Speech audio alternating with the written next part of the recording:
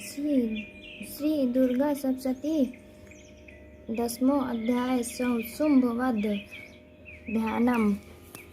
मैं मस्तक पर अर्चन धारण करने वाली शिव शक्ति स्वरूपा भगवती कामेश्वरी का हृदय में चिंतन करती हूँ। वे तपाए हुए स्वर्ण के समान सुंदर हैं। सूर्य, चंद्रमा और अग्नि, यही तीन उनके नेत्र हैं तथा वे अपने मनोहर हाथों में धनुष, बाण, अंकुश, पाश और शूल धारण किए हुए हैं। ऋषि कहते हैं, राजन, अपने प्राणों के समान प्यारे भाई निशुंभ को मारा गया देख तथा सारी सेना का संहार होता जान शुंभ ने कुपित होकर कहा, दुष्ट दुर्गे, तू बल के अभिमान में आकर झूठ मूठ का घमंड न दिखा। तू बड़ी मानिनी बनी हुई है, किंतु दूसरी स्त्रियों का बल का सहारा लेकर लड़ती है। देवी बोली, ओ दुष्ट, मैं अकेली हूँ। इस संसार में मेरे सिवा दूसरी कौन है? देखिए, मेरी विभूतियाँ अतः मुझ में प्रवेश कर रही हैं।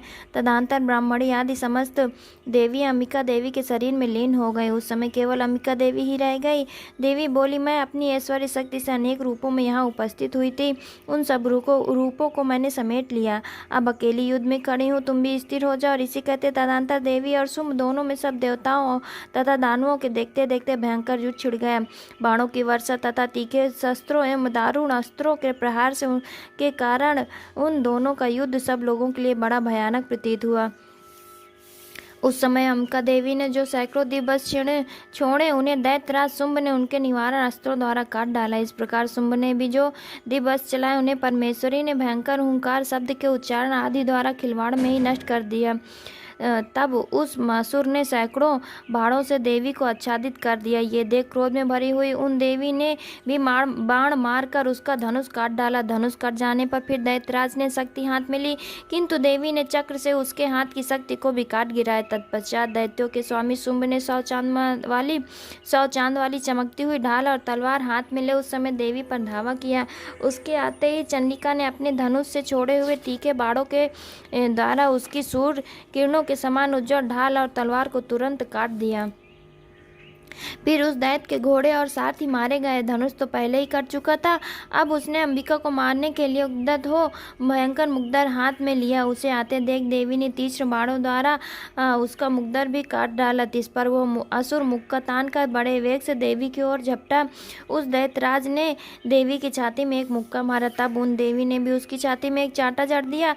देवी का थप्पड़ खाकर दैत्यराज शुंभ पृथ्वी पर गिर पड़ा, किंतु पुनः सहसा पूर्वत उठकर खड़ा हो गया। फिर वो उछला और देवी को ऊपर ले जाके आकाश में खड़ा हो गया। तब चंडिका आकाश में बिना किसी आधार के शुंभ के साथ युद्ध करने लगे। उस समय दैत्य और चंडिका आकाश में एक दूसरे से लड़ने लगे। उनका वो युद्ध पहले सिद्ध और मुनियों को विस्मय में डालने वाला हुआ। फिर अंबिका ने शुंभ के साथ बहुत देर तक युद्ध करने के पश्चात उसे उठाकर घुमाया और पृथ्वी पर पटक दिया। पटके जाने पर पृथ्वी पर आने के बाद वो दुष्टात्मा दैत्य पुनः चंडिका का वध करने के लिए उनकी ओर बड़े वेग से दौड़ा।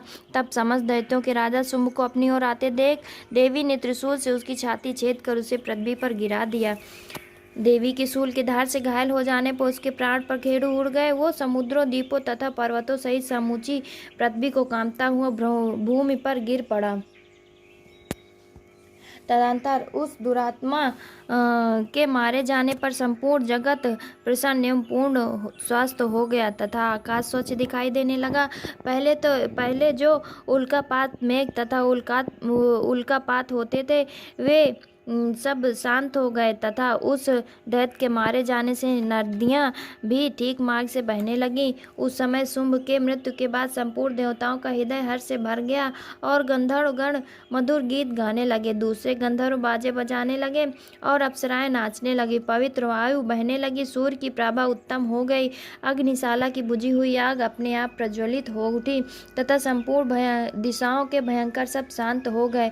इस प्रकार श्री मार्कंडेय पुराण में सर्वाणिक मनवंतर की कथा के अंतर्गत देवी महात्म्य शुंभ वध नामक 10वां अध्याय संपूर्ण हुआ।